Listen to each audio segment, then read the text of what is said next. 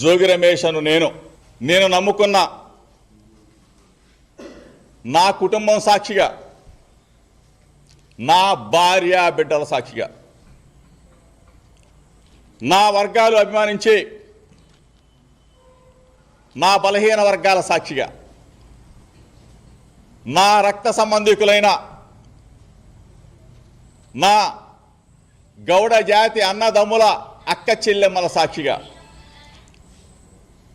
నేను అడుగులో అడుగు వేసి నడిచిన నా వంగవీటి మోహన రంగా గారి అభిమానుల సాక్షిగా రాష్ట్ర ప్రజలకు చెప్తా ఉన్నాను. ఈ కేసులో గన నేను చంద్రబాబు నాయుడు ఆరోపించినట్టుగా నేను దీనిలో ఇన్వాల్వ్ అయి ఉంటే ఏ శిక్షకైనా సిద్ధంగా ఉన్నానని చెప్పేసి మీ ద్వారా తెలియజేస్తా ఉన్నా.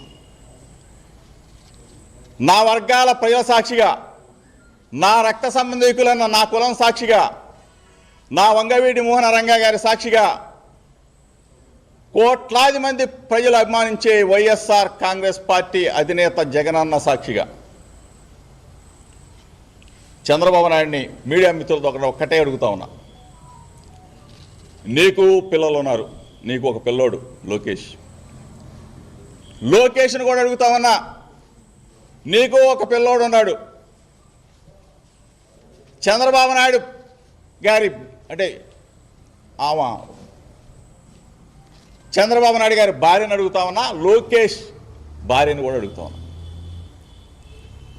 చంద్రబాబు నాయుడు, నువ్వు మీ భార్యకి చెప్పు, ఆ అమ్మకు చెప్పు. లోకేష్, మీ ఆవిడ బ్రాహ్మణికి చెప్పు. జోగి రమేష్ ఈ విధంగా చేశాడు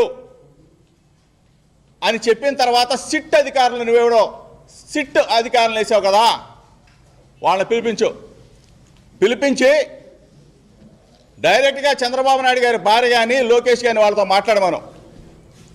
మాట్లాడిన తర్వాత చంద్రబాబు నాయుడు గారి భార్య కానీ లోకేష్ భార్య కానీ ఒకటే చెప్తుంది, అరే బుద్ధి తక్కువ వాళ్ళరా,